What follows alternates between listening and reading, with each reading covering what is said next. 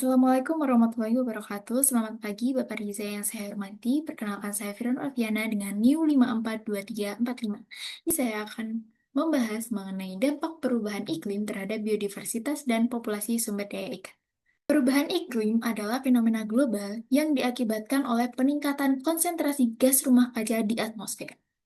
Salah satu dampak signifikan dari perubahan iklim adalah penurunan keanekaragaman hayati, Carnegie 2022. Menurut Krismono dan Pranowo 2019, perubahan suhu, pola curah hujan, dan frekuensi bencana alam berkontribusi terhadap perubahan habitat alami yang pada gilirannya mempengaruhi spesies-spesies yang ada di dalamnya. Hal ini menunjukkan bahwa dampak perubahan iklim tidak hanya bersifat langsung, tapi juga berimplikasi pada keseluruhan ekosistem. Biodiversitas laut. Ada beberapa aspek yang perlu kita highlight. Yang pertama, ada sebanyak 200.000 lebih spesies laut yang berhasil didokumentasikan, mulai dari organisme mikroskopis seperti plankton hingga hewan besar seperti paus. Yang artinya, biodiversitas laut adalah kekayaan keanekaragaman makhluk hidup di lautan. Biodiversitas laut sangat penting bagi manusia. Yang pertama sebagai sumber pangan, yaitu ikan, dan biota laut juga menjadi salah satu sumber protein utama di dunia. Yang kedua, memberi manfaat ekonomi karena industri perikanan, pariwisata bahari, hingga perdagangan ikan hias bergantung pada keanekaragaman ini.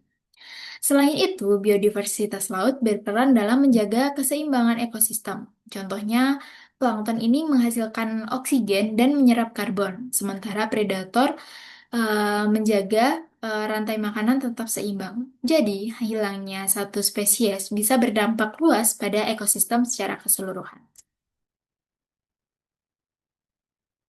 Dampak perubahan iklim terhadap biodiversitas. Perubahan iklim memberi dampak yang serius terhadap biodiversitas laut. Yang pertama, suhu yang terus meningkat membuat banyak spesies ikan harus bermigrasi mencari perairan yang lebih dingin agar bisa bertahan hidup. Yang kedua, terumbu karang kini mengalami pemutihan yang seharusnya menjadi rumah bagi ribuan spesies, kini kehilangan simbiosisnya dengan alga. Lalu terjadi kematian, di mana ribuan ikan kehilangan tempat untuk tinggal dan sumber makanan. Yang ketiga, laut menjadi lebih asam akibat banyaknya karbon dioksida yang larut. Kondisi ini berbahaya bagi kerang, tiram, dan plankton karena mereka kesulitan untuk membentuk cangkang. Padahal plankton adalah produsen utama dalam rantai makanan laut. Jika kondisi ini terus berlangsung, maka biodiversitas laut akan semakin berkurang, yang habitatnya banyak yang hilang, rantai makanan juga akan terganggu, bahkan resiko kepunahan spesies meningkat, terutama bagi biota laut yang sensitif terhadap perubahan lingkungan. Dampak perubahan iklim terhadap populasi ikan. Perubahan iklim tidak hanya berdampak pada biodiversitas secara umum, tetapi juga berdampak secara langsung pada populasi ikan. Yang pertama, perubahan distribusi stok. Yang kedua, penurunan produktivitas primer. Yang ketiga, peningkatan spesies invasif. Dan yang keempat, fluktuasi jumlah tangkapan. Yang pertama, distribusi stok ikan berubah. Di mana ketika suhu permukaan laut meningkat, ikan akan berpindah dari perairan yang sebelumnya ke perairan yang lebih sejuk atau lebih dalam. Fenomena ini sudah banyak dilaporkan di berbagai wilayah termasuk Indonesia.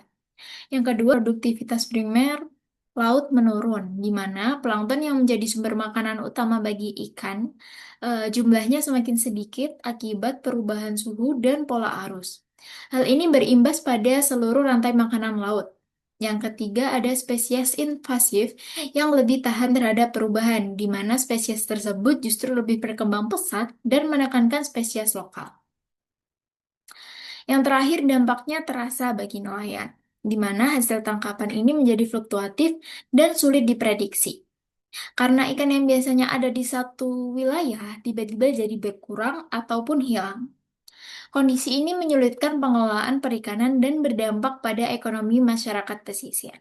Ini adalah studi kasus dari dampak perubahan iklim, di mana terletak di wilayah Tanah Keke, Kabupaten Takalar, Sulawesi Selatan. Pulau ini merupakan salah satu wilayah pesisir yang sangat rentan terhadap dampak perubahan iklim. Yang pertama, kenaikan permukaan laut menyebabkan abrasi pantai dan hilangnya lahan produktif.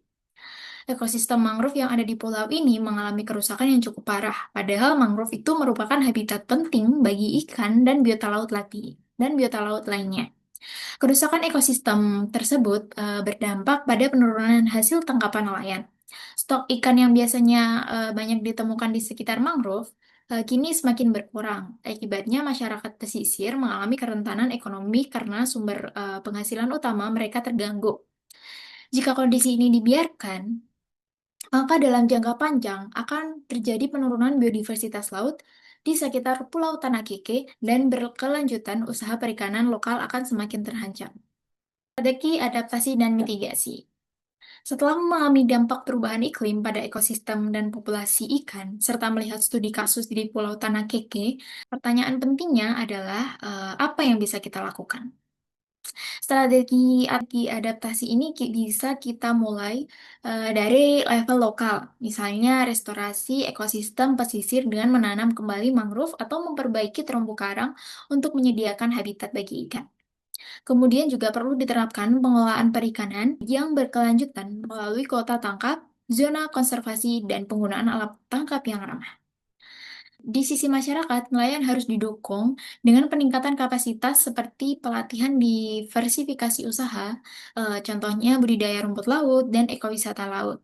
Dan juga bisa melalui pemanfaatan teknologi informasi cuaca agar bisa memprediksi musim tangkap yang lebih baik.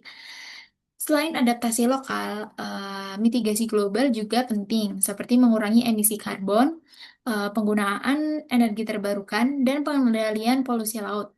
Semua itu tidak akan bisa berjalan dengan sendiri. Sehingga diperlukan kolaborasi antara pemerintah, akademisi, LSM, dan masyarakat lokal agar strategi adaptasi dan mitigasi ini benar efektif. Sekian presentasi dari saya, ada kurang dan lebihnya mohon maaf. Terima kasih dan wassalamualaikum warahmatullahi wabarakatuh.